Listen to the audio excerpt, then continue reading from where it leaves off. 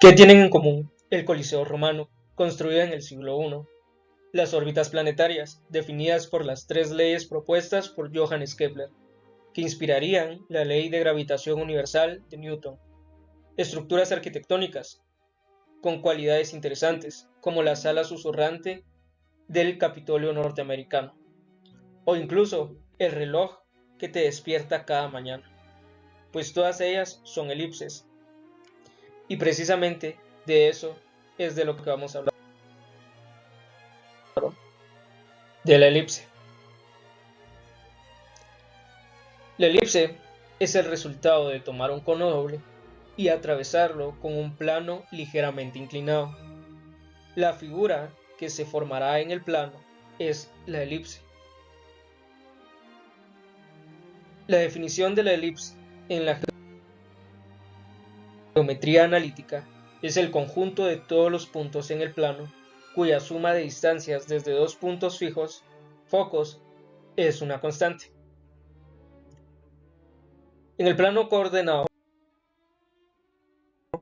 tendríamos un centro, en este caso va a ser A, y dos puntos más, F1 y F2, que son los focos de la elipse, por lo que la elipse se miraría de esta manera. Llamaremos B a la distancia desde el centro de la elipse hacia la parte más alta.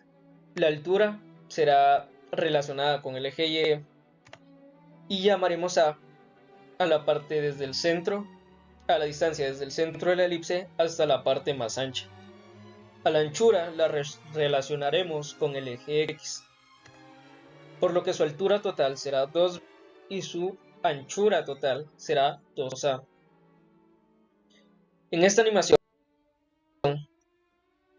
vamos a intentar entender más a fondo la definición de la elipse. Podemos ver que P es cualquier punto en la elipse y tenemos la distancia desde P al foco 2 y la distancia desde P al foco 1. Apreciemos que, aunque la distancia desde P al foco 2 y la distancia desde P al foco 1 cambian conforme P se desplaza sobre la elipse, la suma de estas dos distancias siempre nos da el mismo número, que es 4. Y esto precisamente es la definición de la elipse. Por lo que se cumple que la distancia desde P al foco 1 más la distancia desde P al foco 2 es igual a una constante.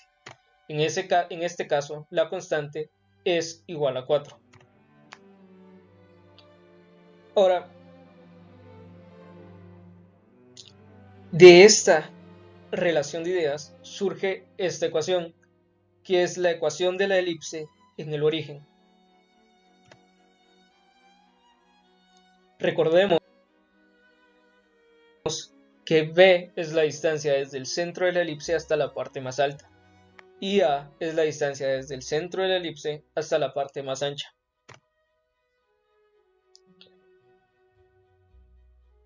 Ahora, quiero que nos fijemos en este punto, que está en el vértice izquierdo de la elipse. Si yo trazo una línea desde el foco 1 hacia este punto en el vértice, me queda esta línea.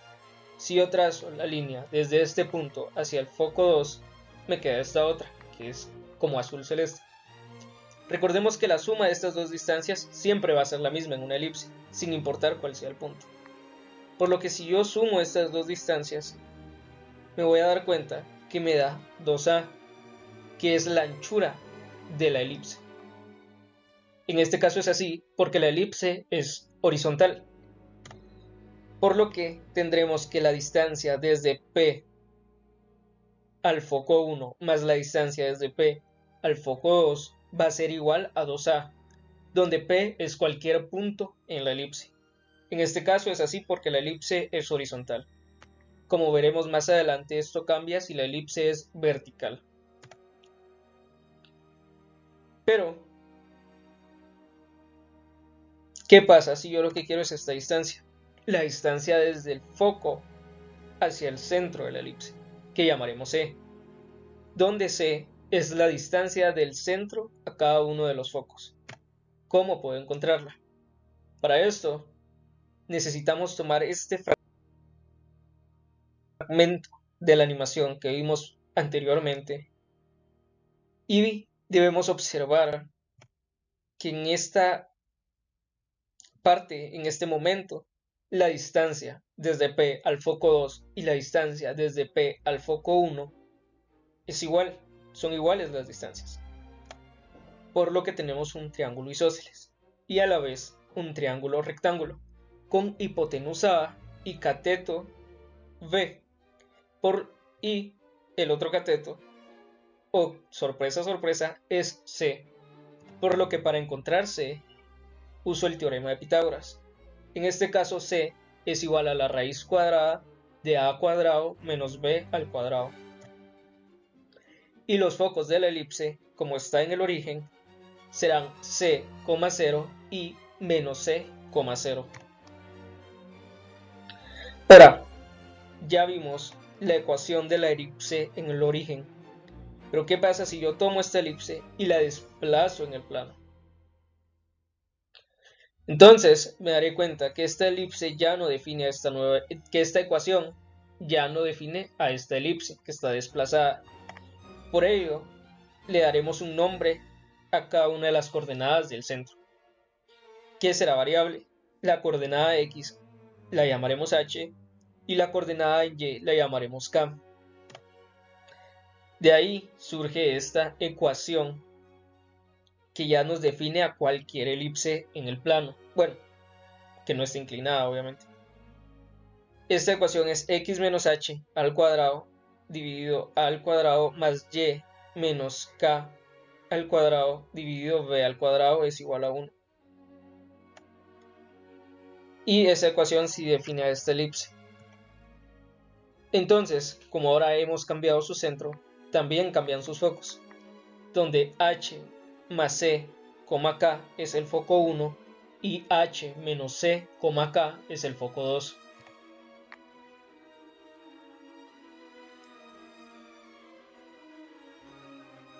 Ahora tenemos un pequeño resumen, recordando que la elipse es el conjunto de todos los puntos en el plano, cuya suma de distancias desde dos puntos fijos, que son los focos, es una constante. Su ecuación general es esta, donde b es la distancia desde el centro de la elipse hasta la parte más alta y a es la distancia desde el centro de la elipse hasta la parte más ancha. La distancia del centro a cada uno de sus focos la encontramos mediante el teorema de Pitágoras y sus focos, como es horizontal, serán h más c, k y h menos c, k. Ahora, como trabajamos con a y b como números reales, se puede dar cualquiera de estos casos, que a sea mayor que b, que a sea igual a b o que a sea menor que b. Esto define la forma de la elipse. Y veremos cada uno de estos casos, empezando en el caso en el que a es mayor que b, que es el caso que hemos venido trabajando anteriormente. Este caso define a la elipse horizontal con la ecuación general, que es la misma para los tres casos. Su constante o el número resultante de sumar la distancia de P al foco 1 más la distancia del P al foco 2 es igual a 2a. Encontramos la distancia desde el centro de la elipse a cada uno de los focos mediante esta ecuación basada en el teorema de Pitágoras y encontramos los focos en h más c, k y h menos c, k. Sus vértices están en los extremos horizontales de la elipse. Ahora veamos el caso en el que A es igual a B. En este caso, nuestra elipse es una circunferencia con centro h, k. Podemos apreciar en este fragmento de GeoGebra que h es igual a 2 y k es igual a 2, que a es igual a 5 y b es igual a 5, por lo que tenemos una circunferencia. En este caso tiene la misma ecuación general, pero podemos modificarlo un poco. Ya que a y b son iguales, podemos llamar a ambos r. Y los focos de esta elipse son iguales a su centro, por lo que realmente son irrelevantes. Y si hacemos un poco de álgebra, podemos ver que la ecuación de la elipse en este caso se transforma en la ecuación circunferencia. Ahora veamos el caso de A menor a B. En este caso tendremos una elipse vertical, de nuevo con centro en H, K. Podemos observar que B es igual a 5 y A es igual a 3. La ecuación general es la misma, pero en este caso la distancia desde cualquier punto de la elipse al foco 1 más la distancia desde ese mismo punto al foco 2 es igual a 2b, por lo que la constante de esta elipse es igual a 2b. Esto también modifica la manera en que podemos encontrar la distancia desde el centro a cada uno de los focos, porque ahora los focos están en una línea o en una recta paralela al eje Y. Por eso, en este caso, la forma de encontrarlos es tomar a B como la hipotenusa y a A y a C como los catetos. Los focos, que ahora se encuentran en una línea vertical, serán H, K C y H, K C. Volvamos a observar la ecuación, las formas de la elipse, y nos podemos dar cuenta que estas varían dependiendo de qué tan diferente es A de B, lo que nos lleva al siguiente tema, que es la excentricidad. La excentricidad de una elipse es un número entre 0 y 1. Es la proporción entre la distancia del centro al foco y la distancia del centro al vértice. También podemos entenderlo de alguna manera más banal, como qué tan diferente es nuestra elipse de una circunferencia. Aquí podemos ver que si es igual a una circunferencia, la excentricidad va a ser 0. Y entre más diferente es una circunferencia, más va a ser igual a 1. En este caso tenemos la circunferencia y vemos que está casi en 0 porque podría no ser una circunferencia. Pero conforme se va alejando, se acerca a 1. En este caso, podemos calcular la excentricidad. Si es horizontal, la calculamos con C dividido A. Y si es vertical nuestra elipse, la calculamos con C dividido B. Ahora, esto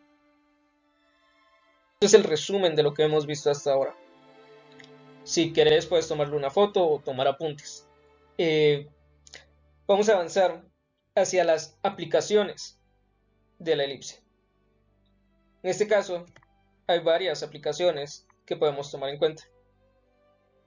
Por ejemplo, las órbitas de los planetas en nuestro sistema solar, donde el Sol se encuentra en uno de los focos de la elipse que describe la órbita y los planetas giran alrededor de él. Esto fue descubierto por Johannes Kepler. Otra de las cualidades o aplicaciones de la elipse está enfocada en sus focos. Y es que si yo emito o apunto o genero una luz o un sonido, estas ondas en uno de los focos, por ejemplo en el foco 1, estas ondas van a rebotar en la elipse y van a irse principalmente hacia el foco 2. Se van a volver a acumular en el foco 2. Eso y otras cosas han hecho que la elipse sea utilizada en estructuras como el Coliseo Romano o el National Sanctuary Hall de Estados Unidos, que es una cabina susurrante en la que si una persona se pone en el foco 1 y otra en el foco 2 y la persona que está en el foco 1 susurra algo, la persona en el foco 2, debido a la acústica y la forma elíptica de este salón, la persona en el foco 2 va a poder escuchar lo que dijo esta persona. También se utiliza en procesos médicos como la litotricia, que es una manera en la que a través de ondas de sonido se localizan piedras en el riñón de las personas en un foco de la elipse, y a través de la otra, y a través de energía se generan ondas acústicas que la destruyen desde el otro foco. Ahora vamos a resolver algunos ejercicios relacionados a la elipse. El ejercicio 1 dice: se da una ecuación de una elipse. Encuentre los vértices, los focos y la excentricidad de la elipse. Determine la longitud de los ejes mayor y menor y trace la gráfica. Podemos darnos cuenta que A va a ser igual a 5 y B va a ser igual a 3. El centro va a ser 0,0. El ancho de nuestra elipse va a ser 10 y el alto va a ser 6. C lo vamos a encontrar a través del teorema de Pitágoras y nos va a dar que es igual a 4. Los vértices de la elipse van a estar en vértice va a ser igual a h más menos a, k, por lo que tendremos un vértice en 5,0 y otro vértice en menos 5,0. Los focos van a estar en f igual a h más menos c, k, por lo que tendremos el foco 1 en 4,0 y el foco 2 en menos 4,0. La excentricidad de la elipse está dada por c dividido a, por lo que tendremos que la excentricidad es 4/5. Y la gráfica de nuestra elipse se ve de esta manera. Ahora vamos a pasar a un ejercicio un poco más difícil, pero que igualmente podemos resolver si tenemos claros los conceptos de la elipse. Una ventana ojival sobre una puerta se construye en la forma de la mitad superior de una elipse, como se ve en la figura. La ventana mide 20 pulgadas de alto en su punto más alto y 80 pulgadas en la parte inferior. Encuentre la altura de la ventana a 25 pulgadas del centro de la base. Tenemos que 2a es igual a 80 y b es igual a 20, por lo que c va a ser igual a la raíz cuadrada de 40 al cuadrado menos 20 al cuadrado. C es igual a 20 por la raíz de 3. Ahora aquí tenemos esta ilustración que nos muestra lo que estamos buscando. Sabemos que la distancia entre el centro y el foco va a ser igual a 20 raíz de 3, que la distancia a la que queremos encontrar la altura es igual a 25 y que se están formando dos triángulos, uno con hipotenusa T1 y otro con hipotenusa T2. También sabemos que T1 más T2 va a ser igual a 80, por lo que h va a ser igual a la raíz cuadrada por el teorema de Pitágoras de T1 al cuadrado menos 20 raíz de 3 más 25 al cuadrado. Pero también va a ser igual a T2 al cuadrado menos 20 raíz de 3 menos 25 al cuadrado. Por lo que tendremos que utilizar esto junto con el hecho de que T2 es igual a 80 menos T1 para encontrar h. Primero vamos a encontrar T1 para poder despejar después en la ecuación. Podemos igualar h porque h es igual a h, entonces igualamos las dos raíces que tenemos aquí y nos da esto. Como ambas son raíces, elevamos al cuadrado en ambos lados de la ecuación y nos da esto. Aquí tenemos que 80 menos T1 es igual a T2, por lo que elevaremos 80 menos T1 al cuadrado. En esta fracción, lo que hicimos fue dejar T1 al cuadrado de un lado y ahora aplicamos a 80 menos T1 al cuadrado, lo expandimos básicamente con la fórmula de binomio al cuadrado y vamos a tener que T1 al cuadrado en el lado izquierdo se cancela por el T1 al cuadrado en el lado derecho, por lo que vamos a tener que 160 T1 es igual a 6 6400 menos, entre paréntesis, 20 raíz de 3 menos 25, todo esto elevado al cuadrado, más, abro paréntesis, 20 raíz de 3 más 25, cierro paréntesis, elevado al cuadrado. Vamos a tener que T1 es igual a esta expresión, que si lo metemos en la calculadora es igual a 61.65063. Ahora vamos a despejar. En H vamos a reemplazar el valor de T1. Ya lo reemplazamos y nos da que H es igual a 15.6124. Esta es la altura de la ventana cuando está a 25 pulgadas del centro. Estos fueron todos los ejercicios y gracias por ver este video.